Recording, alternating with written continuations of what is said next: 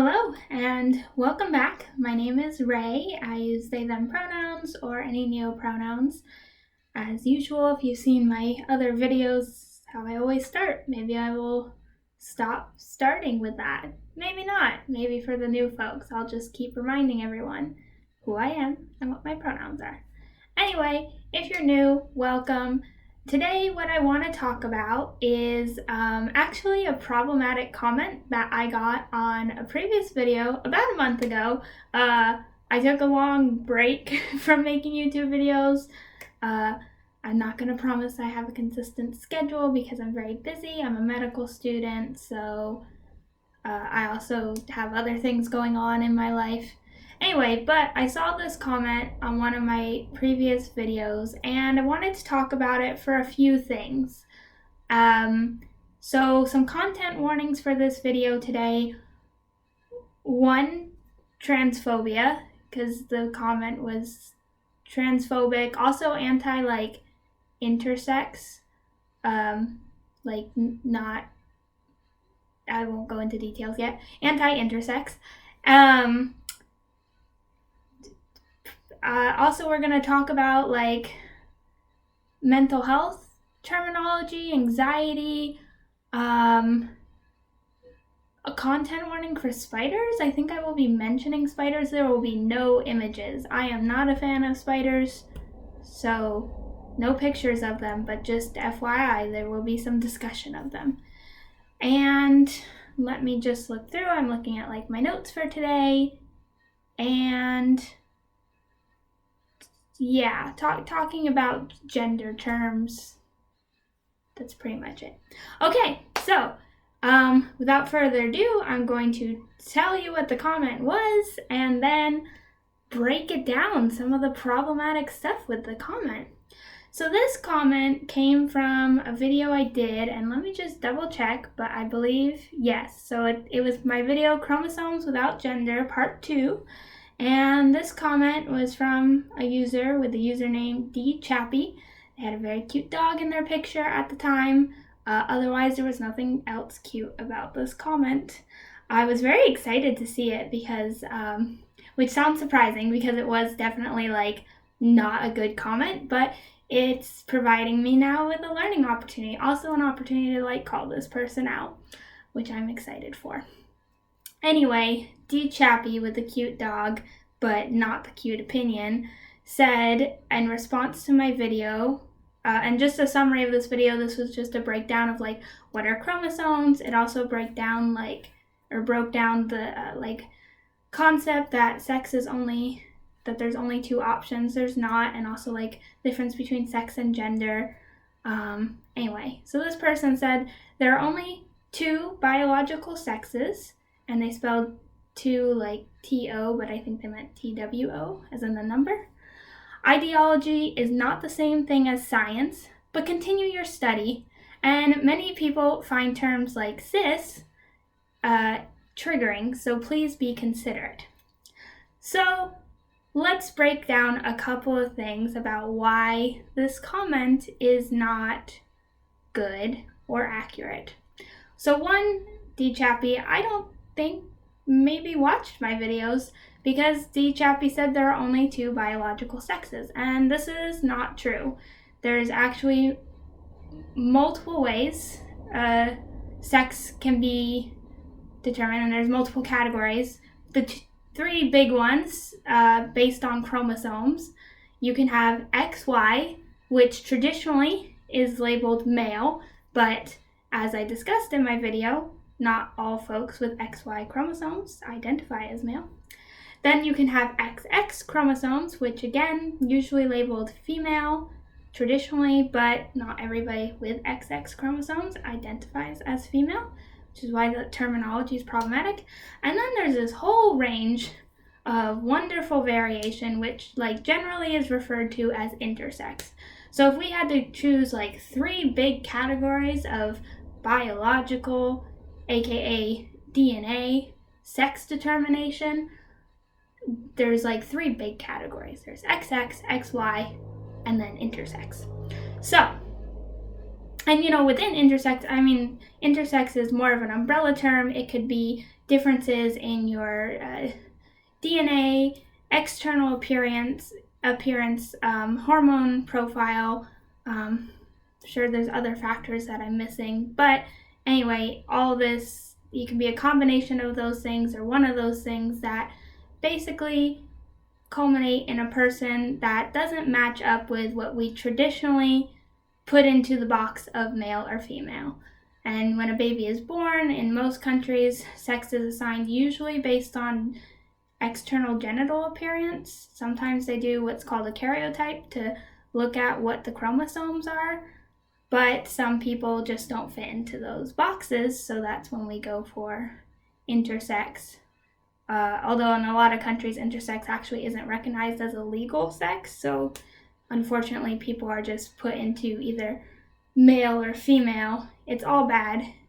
It all sucks because it ends up putting a lot of expectations and roles and identities onto a person without their consent. And sometimes it also leads to doing procedures without a person's consent to correct their body. And that's totally not okay. And that's actually considered a form of torture by the United Nations.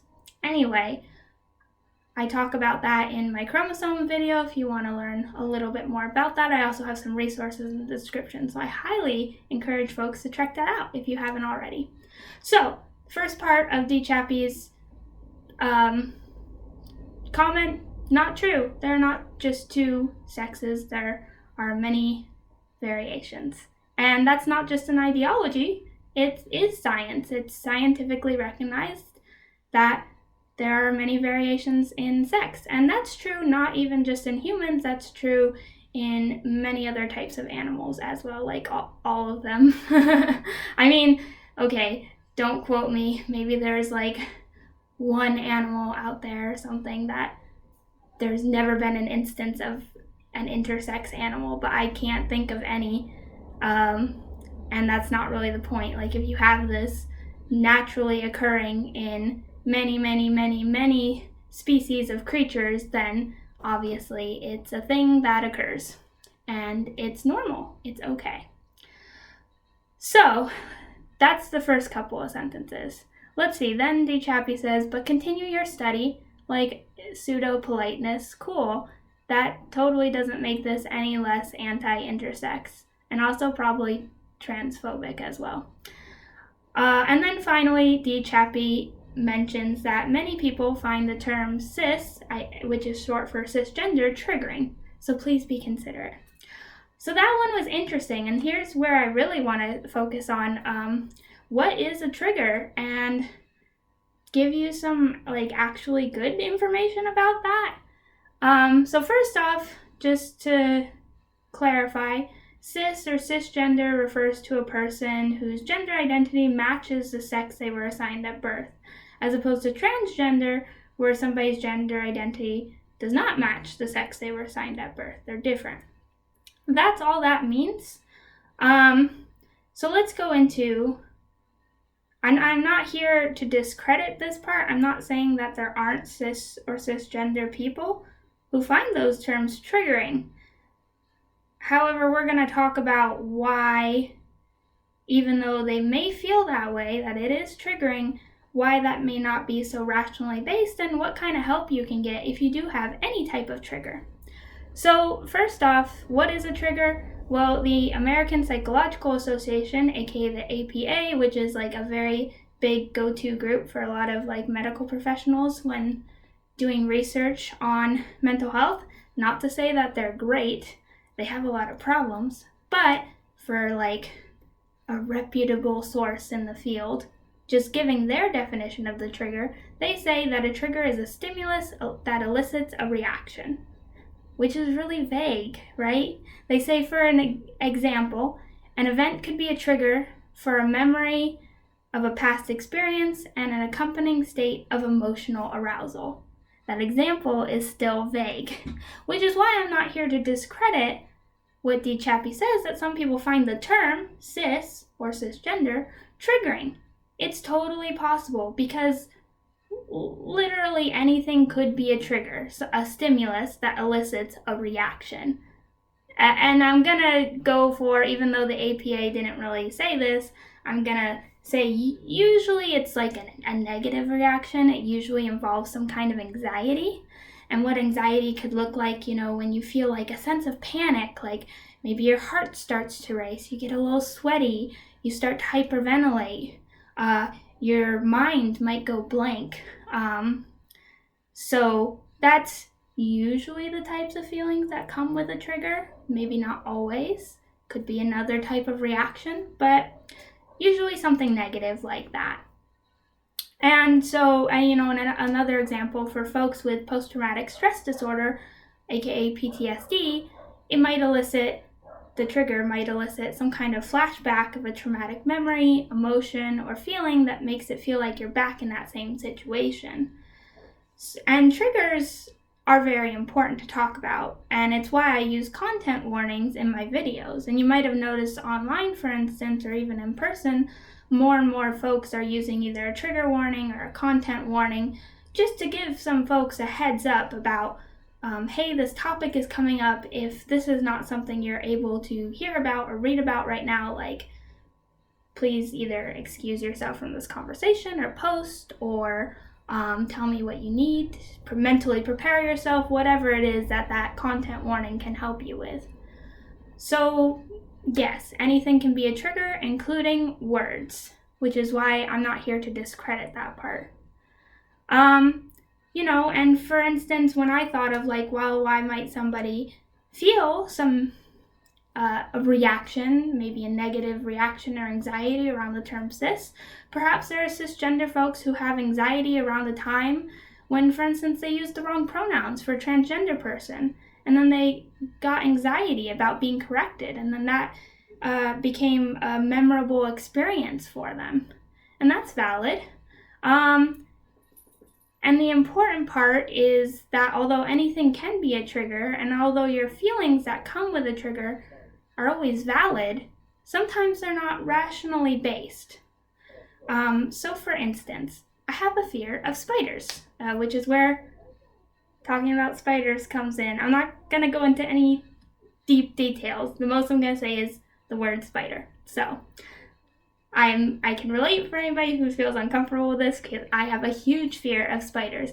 And spiders trigger for me a huge amount of anxiety, seeing images of them, or not so much anymore of having to talk about them, but seeing them in person. Oh my god, the worst. So, but however, it's not rationally based for me, because for me it has nothing to do with how dangerous a spider is or is not. And in fact, many spiders are not dangerous at all. It's just based on their existence. So because it's not rationally based, and because I know that my body experiences more anxiety than would be reasonable, I feel like I'm going to die when I see a spider, but my life is in no real danger. So it's more anxiety than what's really called for the actual situation. So because of that, I know personally that's something that I wanted to work on to reduce, because that anxiety is not rationally based. It's valid, it's totally okay that I have that, but it's not something that I want to continue to have in the future. If we're taking the example of cisgender and the word cisgender or cis, and we're inserting spider instead, it's not fair for me, as the person fearful of spiders, to put that on the spiders, just like it's not fair for people who are triggered by the term cis or cisgender to put those emotions and make trans people at fault for that, because it's not really something, the level of anxiety experienced from those terms don't really fit the actual danger that you're in. So, and this word cis or cisgender, unlike some of the language I do actually give a content warning for, they don't carry the same weight of violence or oppression that I would give a content warning for instance, for a slur or something else that's discriminatory, because all that cisgender means, again, is just that your gender identity doesn't match the sex you were assigned at birth. It's just a descriptor of a type of person, just as, I wouldn't give a content warning for talking about gay people or talking about Latinx people. That's just a description of like the type of person they are, but without any violence or oppression or slurs attached to it. It's not meant to be and has not been used as a violent, oppressive word, at least not typically. I can't think of any like concrete, systematic, the key word here is systematic examples, right? So if you feel triggered by that word, you're valid, but it's also probably indicative of a larger problem. And I'm not here to diagnose you. My suggestion as somebody who also has struggled with triggers and other like anxiety issues is, for me, what I would suggest that you might want to consider is, why is that word or that concept triggering for you? Do you not like to be called cisgender or cis? And why is that? Is it due to some anti-transgender bias that you feel? It could be implicit. You might not know it's there, but if you think about it, do you think that comes up for you? Or do you perhaps believe that you're transgender yourself and that's why you don't like to be called cisgender? Is that something you want to explore more? Is it like because you feel like you're getting misgendered and you hadn't thought about that before? Or is it something else, These are just a couple of ideas that I had, but I think it's definitely worth reflecting upon and exploring. So, and also getting some support for it. So what you can do if you have a trigger, especially if it's like new, you haven't encountered it before, one of the most recommended things is getting therapy. Triggers usually elicit anxiety, and anxiety is really hard to control, especially if anxiety is new to you. So one ways you can go about getting therapy, you can either, at least in the United States, you can self-refer yourself to a therapist, just go out and you can go directly to a therapist, or you can talk to a primary care provider and get a referral, but you don't have to.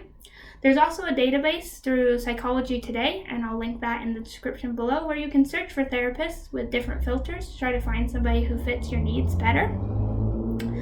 And again, like I recommended a little bit earlier, trying to do some self-reflection. What is the cause of the trigger? But don't force this. Like, if even just thinking a little bit about the trigger causes a great amount of anxiety, whatever it is, maybe just doing this work on your own is not the safest way to do this. You might want to do it with the support of a therapist or another healthcare provider or a friend who can help keep you grounded, help keep you present and aware without getting too much anxiety, basically. So try to find those supportive spaces to express yourself. Anyway, I hope this was somewhat informative. I hope that maybe there was some entertainment in the comment as well, or anger, or both. I certainly felt both from that comment, so whatever you're feeling is valid, unless it's anti-trans hate. That's not cool. Chappy, if you're seeing this video still, which would be interesting, I guess I would give the same advice to you that you unsolicitedly, you gave it to me without me asking. That's what I'm trying to say. I hope that you continue your education.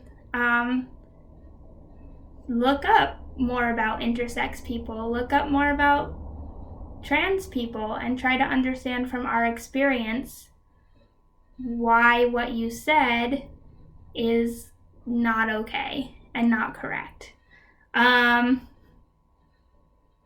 Yeah, cool. Anyway, hope you all enjoyed this. As usual, if you have suggestions for future videos, I have my anonymous feedback form linked below, or comments.